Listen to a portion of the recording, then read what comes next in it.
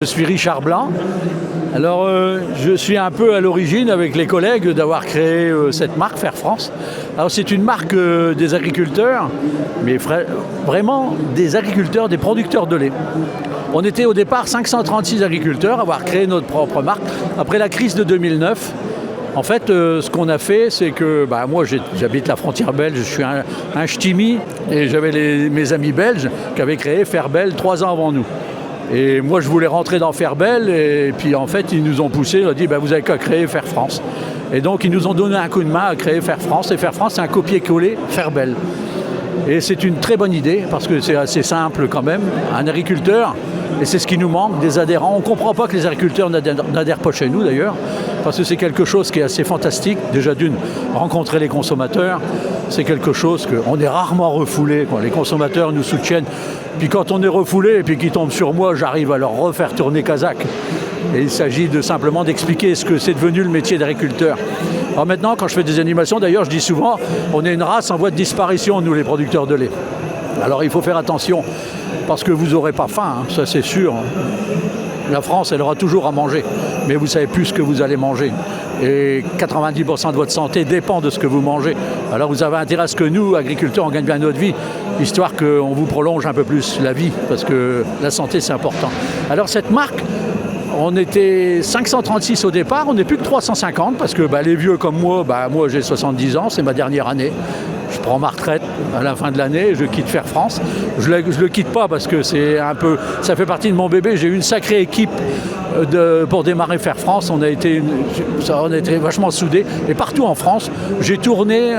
En France, j'ai rencontré plus de 20 000 agriculteurs, 20 000 producteurs de lait. Et on a réussi à en décider 536.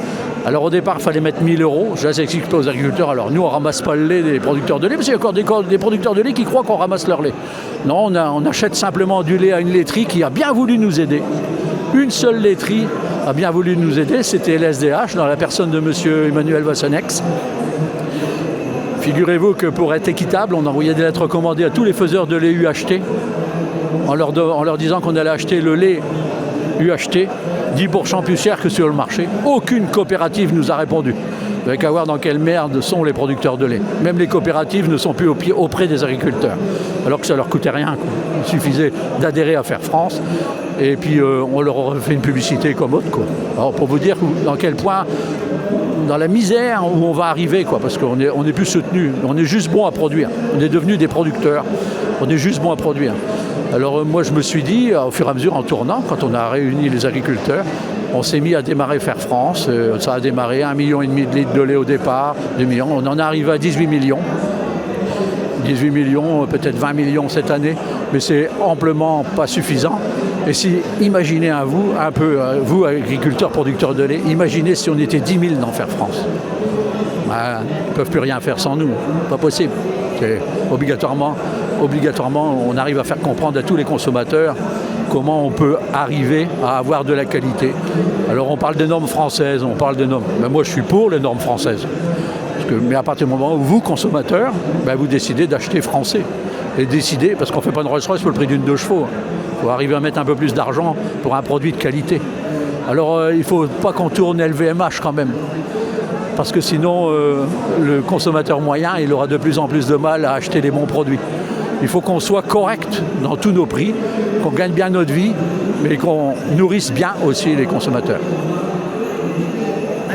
Là, il s'inscrit en plein dans le fait qu'il y a un manque de revenus au niveau agricole et qu'on veut ramener de la rémunération. Donc c'était la démarche de Richard. Alors sur ta brique, là, ça fonctionne comment par rapport le producteur, lui, t'essayes de faire le maximum et aujourd'hui, tu arrives à lui ramener plus 10 centimes à peu près. Ouais, alors à chaque litre de lait vendu, chaque brique de lait vendue, il y a 10 centimes qui nous revient à nous directement, agriculteurs. On a même... par rapport à ta laiterie normale. Par rapport à la laiterie. Donc Faire France, l'année dernière, a redistribué à ses associés, parce qu'on est des associés, on est dans une SAS. On a redistribué 1 300 000 €. Moi, l'année dernière, j'ai récupéré un peu plus de 20 000 €. puisque je suis arrivé à mes 50 000 euros mes 500 actions, une action de 100 euros. Quand on rentre dans Fair France, il faut mettre au minimum 1 000 euros, maximum 5 000 euros. Et si vous voulez augmenter vos parts, on ne peut pas les augmenter au-delà de 500 actions. Vous laissez votre bénéfice au fur et à mesure. Environ au bout de 7-8 ans, vous arrivez à votre maximum de rémunération de Fair France. C'est comme dans une ferme. Au début, les fermiers, ils rachètent une ferme, les jeunes, ils rachètent une ferme, ils arrivent, on rembourse le capital, et c'est seulement une fois qu'on a commencé à rembourser le capital qu'on arrive seulement à gagner notre vie. Et puis là, ce qui se passe, c'est que même qu'on ait remboursé le capital, on ne gagne plus la vie. Donc, en Fair France, ça marche, parce qu'en plus, aucun risque financier, on achète le lait qu'on a vendu. C'est-à-dire, on n'a pas d'usine à faire tourner. Tout ce qu'on demande, c'est aux faiseurs. Il y en a tellement des faiseurs de produits qui travaillent avec nous, tout simplement. Richard est dans le 59, là-bas, dans le Nord, et comme dans le reste de la France, la rémunération y échappe, comme partout. Donc il a mis en place ce levier-là. Donc nous, ce qu'on redemande, c'est à redevenir vers une régulation pour arriver à garder la France dans l'état qu'elle est. Il ne s'agit pas de produire pour exporter, il s'agit de produire pour nourrir la France, pour nourrir à la rigueur l'Europe, mais tout en Europe. Nous, on ne voulait pas abandonner les quotas. On voulait que les quotas restent, parce que quand il y avait un quota, une régulation, d'ailleurs, les seuls producteurs de lait dans le monde qui s'en sortent pas mal, c'est au Canada. C'est les Canadiens. Et les Canadiens, jusqu'à preuve du contraire, quand les jeunes reprennent les fermes, jusque-là, ça marche. Ils ont une perspective d'avenir que nous, ils n'en ont plus. Vous savez, le lait, c'est restreignant. Bon, la robotique, elle va peut-être changer les choses, mais ça va améliorer. Vous aurez plus les mêmes horaires, mais vous travaillerez toujours autant. C'est au fur et à mesure. On voit, mais c'est bien, on ne peut pas aller à l'encontre. Et c'est comme le bio. Le bio, il devrait être payé aux producteurs, il devrait être payé entre 600 et 60 centimes et 70 centimes au litre, largement. Et nous, on ne devrait pas descendre en dessous de 50 centimes. Sinon, ça ne peut pas s'en sortir.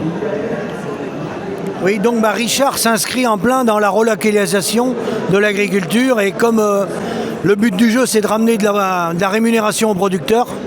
Et ça, c'est une démarche qu'essaye au maximum, même si vous n'êtes pas rendu à la hauteur de ce que vous auriez à niveau rémunération, parce que vous voulez toujours plus. Tu n'y es pas encore, beaucoup de production. Mais t'essayes. Oui, j'ai à peine 10% du lait qui est bien rémunéré. Oui, voilà. Voilà. Donc merci Richard. Donc pour le reportage, c'est donc Richard Blanc, producteur de lait dans le 59, ta commune Wallers-sans-Fagne. Voilà. Wallers-sans-Fagne. Wallers-sans-Fagne. Pour bien connaître, beaucoup de gens connaissent, on est à 12 km de Chimay. C'est en Belgique, qui font de la bonne bière et du bon fromage. Oui. Et nous, dans la région du Maroilles. Nous, on est dans la région du Maroilles. Voilà. Fromage Maroilles.